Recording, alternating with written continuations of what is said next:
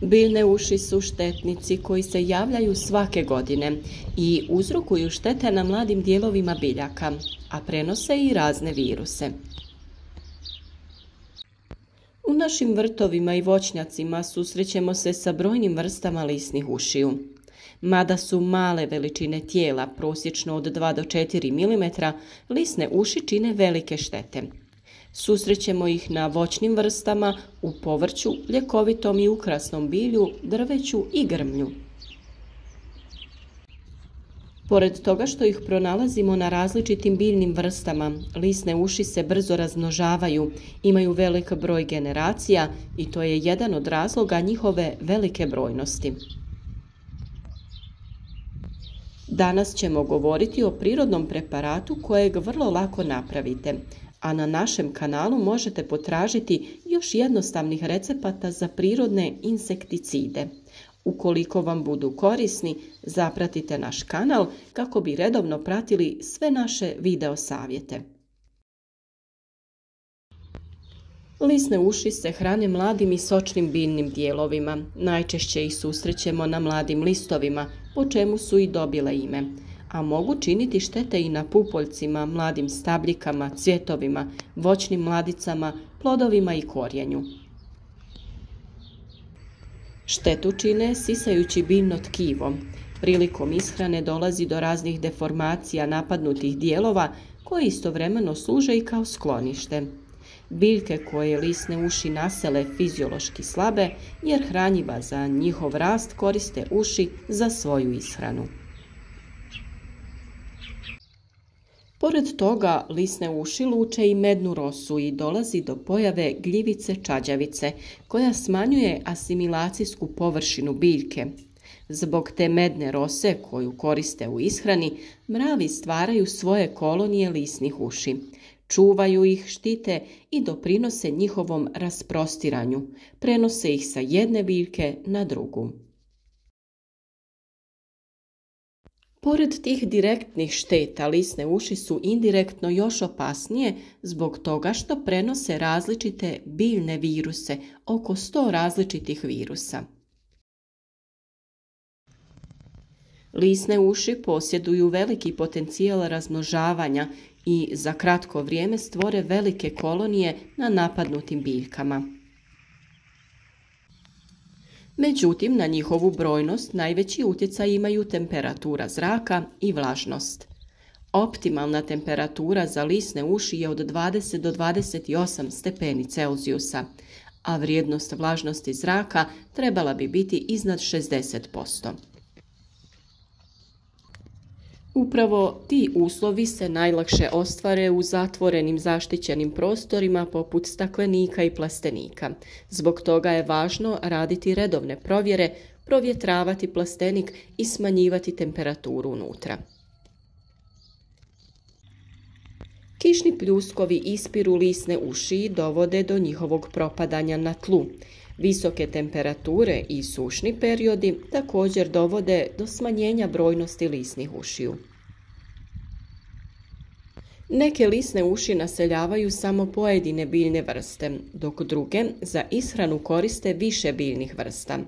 Zbog brojnosti, suzbijanje lisnih ušiju je stalan proces i primjenjuju se različite metode. Uvijek tražimo prirodne načine sprječavanja nametnika da rade štetu na svim našim biljkama, a posebno su izazovna kišna razdoblja koja daju pogodne uslove za njihov razvoj. U prethodnim video savjetima smo vam preporučili nekoliko pripravaka koje sami možete napraviti, kao što je onaj od koprive ili svježeg mlijeka, pa se nadam da ste pronašli te recepte u našim videima, kako bi ih na vrijeme upotrijebili, čak i kao preventivu pojave ovih nametnika. Mnogima kopriva nije dostupna i teško ju mogu pronaći, kao i svježe domaće kravlje mlijeko. Zato je tu još nekoliko rješenja koja vam mogu pomoći oko vaših biljaka.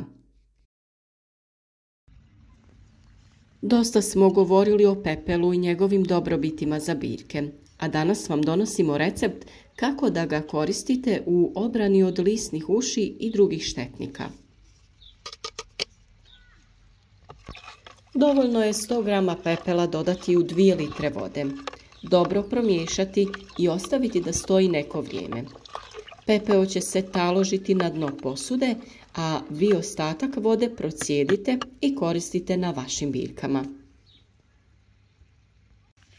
Već smo govorili da se ovakvi pripravci koriste preventivno ili odmah pri pojavi prvih štetnika. To je ipak jedan proces koji postepeno sprječava daljnji razvoj štetnika. Kod borbe sa nametnicima trebate biti uporni i redovno raditi tretmane kako bi ih u potpunosti uklonili. Tretman se radi po suhom vremenu i najbolje predvečer. Ukoliko biljke prskate po listu tokom sunčanog vremena ili sredinom dana, riskirate pojavu ožegotina na listovima ili propadanje biljaka u potpunosti.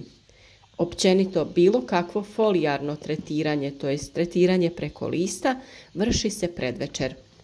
Ponavljati je potrebno i svaki put nakon kiše. Osim ušiju, ovaj rastvor je djelotvoran i kod grinja i buhača koji napadaju kupusnjače, kupus, karfiol, brokulu ili druge biljke poput rotkvice.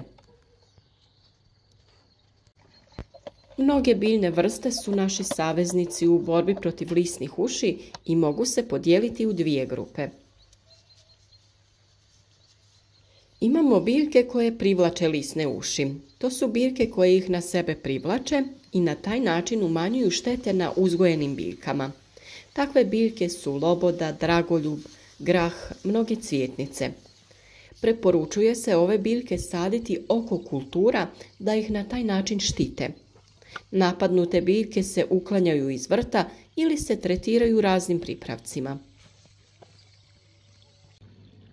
Naravno, tu su i biljke repelenti. One svojim mirisom odbijaju biljne uši.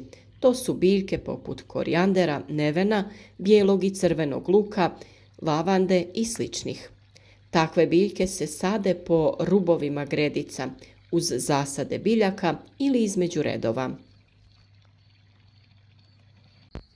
Brojni kukci su prirodni neprijatelji lisnih uši i koriste ih za svoju ishranu. Da bismo privukli ove insekte u svoje vrtove i voćnjake, potrebno je izgraditi hotele za korisne kukce i na taj način stvoriti povoljne uslove za njih. Veliki je broj predatora koji smanjuju populaciju lisnih uši: bubamare, osolike muhe, grabljive stjenice, mrežokrilci. Pored predatora korisne su i parazitske osice. Također i mnoge male ptice hrane se lisnim ušima, stjenice, vrapci, grmuše i slične. Da bi privukli ptice u svoj vrt, postavljaju se kućice, pojilice i hranilice u voćnjaku ili bašti. Hranilice za ptice se postavljaju tokom zime da bi se osigurao stalni izvor hrane za ptice, te bi se one tu duže zadržale. Proljećem, to jest ovo razdoblje kada iznosimo naše presadnice i sadimo na stalno mjesto u vrtu, vrijeme je kada su vremenski uslovi promjenjivi. Nerijetko se smjenjuju kišna razdoblja sa sunčanim, te se na taj način stvaraju idealni uslovi za pojavu lisnih uši, pa i različitih oboljenja. Važno je biti prisutan u vrtu, provjeravati stanje naših biljaka i reagovati na vrijeme. Svakako, ukoliko koristite prirodne preparate, krenite sa njihovom upotrebom preventivno. Većina recepata koje smo vam spomenuli na našem kanalu, osim uloge zaštite biljaka od bolesti i štetnika, idealno je hranjivo za vaše biljke, pa u tom slučaju nikako ne možete pogriješiti. Biljke vam u svakom slučaju svojim izgledom uvijek govore ukoliko im nešto nedostaje, pa potražite i te video savjete na našem kanalu kako bi na vrijeme prepoznali pojedine simptome. Družite se sa nama svaki dan i onda ne brinite, jer sve preporuke i rješenja možete pronaći kod nas. Podržite naš rad sa lajkom, podijelite video koji vam je zanimljiv sa vašim prijateljima na društvenim mrežama, a slobodno nam se javite u komentarima za bilo kakva pitanja ili nedoumice.